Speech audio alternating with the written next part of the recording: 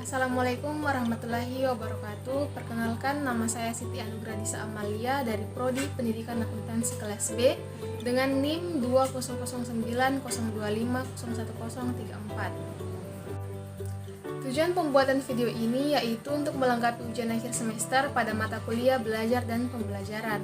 Pada kesempatan kali ini, saya akan menjelaskan mengenai mengembangkan pembelajaran e-learning. Pada materi kali ini, saya akan menjelaskan mengenai 4 pembahasan yang dimana yaitu prinsip e-learning dan manfaat e-learning, dan yang kedua mengenai internet dan pembelajaran, yang ketiga yaitu aplikasi internet untuk pembelajaran, dan yang pembahasan yang terakhir yaitu membangun e-learning dengan model. Sebelum melangkah ke 4 pembahasan tersebut, kali ini saya akan menjelaskan terlebih dahulu mengenai apa itu e-learning. Baik, e-learning adalah pendekatan pembelajaran melalui perangkat komputer yang tersambung ke internet, di mana peserta didik berupaya memperoleh bahan belajar yang sesuai dengan kebutuhannya. E-learning merupakan aplikasi internet yang dapat menghubungkan antara pendidik dan peserta didik dalam sebuah ruang belajar online.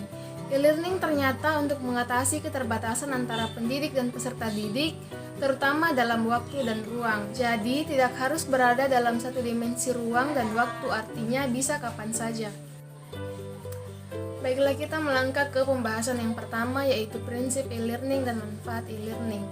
Pada prinsipnya, e-learning dalam pembelajaran komputer adalah sebagai berikut, yaitu yang pertama, tercipta untuk mengatasi keterbatasan antara pendidik dan peserta didik, terutama dalam hal waktu dan ruang. Yang kedua, yaitu pendidik dan peserta didik tidak harus berada dalam satu dimensi ruang dan waktu.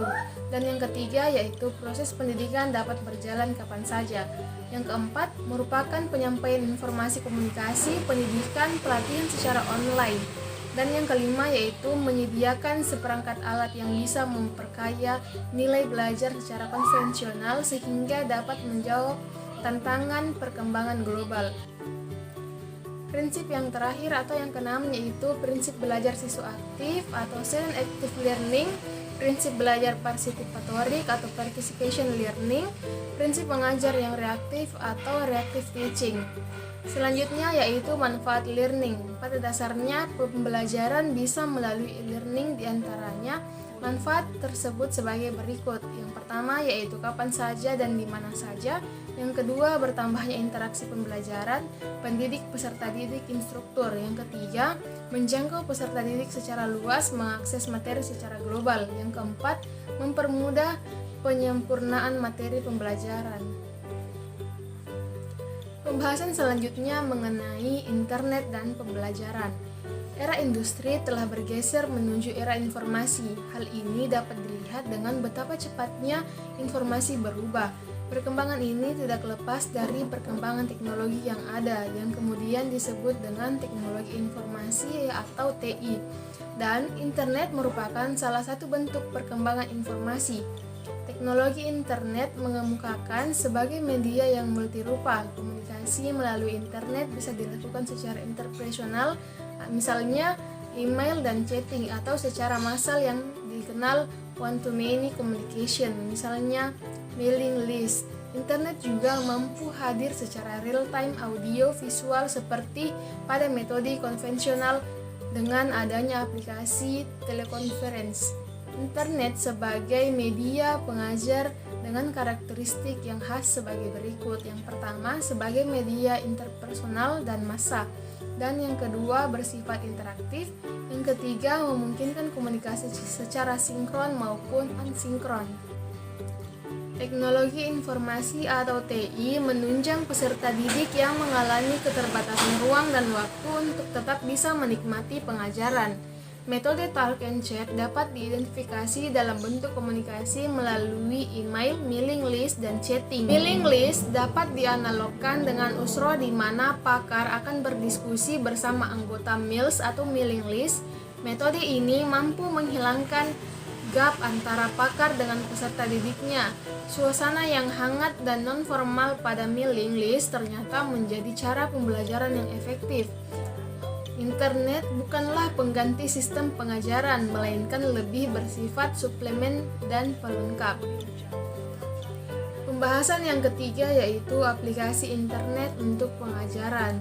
Ketika memutuskan untuk menerapkan distance learning, yang harus dilakukan pertama kali adalah memahami model CAL dan CAT, yaitu Computer Assisted Learning dan Computer Assisted Teaching yang akan diterapkan. Beberapa model CAT and CAL diantaranya yang pertama yaitu Learning Management System yang disingkat dengan LMS. LMS merupakan kendaraan utama dalam proses pengajaran dan pembelajaran. Karakter utama LMS adalah pengguna yang merupakan pengajar dan peserta didik, dan keduanya harus terkoneksi dengan internet untuk menggunakan aplikasi ini. Yang kedua yaitu Computer Based Training yang disingkat CBT atau Course Authoring Package atau disingkat CAP. CBT adalah perangkat lunak online untuk proses pembelajaran secara lokal pada masing-masing komputer peserta didik. Perangkat lunak ini juga bisa diterapkan secara online. Yang ketiga yaitu Java Development Tools yang disingkat JDT. JDT adalah lingkungan di mana peserta didik dapat memperoleh pengalaman praktis dalam menggunakan bahasa pemrograman Java. Hands-on experience. JDT umumnya dipasang secara offline pada masing-masing peserta didik. Nah, baik, pembahasan yang terakhir yaitu mengenai membangun e-learning dengan model. Model adalah sebuah paket perangkat lunak yang didesain untuk membantu pendidik dalam membangun pelatihan atau kursus pendidikan online yang berkualitas berbasis internet. Model termasuk dalam model CAL and CAT, Computer Assisted Learning dan Computer Assisted Teaching, yang disebut E-Learning Management System yaitu LMS. Model dikembangkan dengan menggunakan lisensi open source yaitu LOS, sehingga sangat menguntungkan bagi kita yang berada di negara berkembang untuk alasan penghematan biaya. Model sebagai salah satu mesin untuk membangun sebuah pendidikan online atau e-learning. Model dapat langsung bekerja tanpa modifikasi pada Unix, Linux, Windows, Mac OS X, atau network.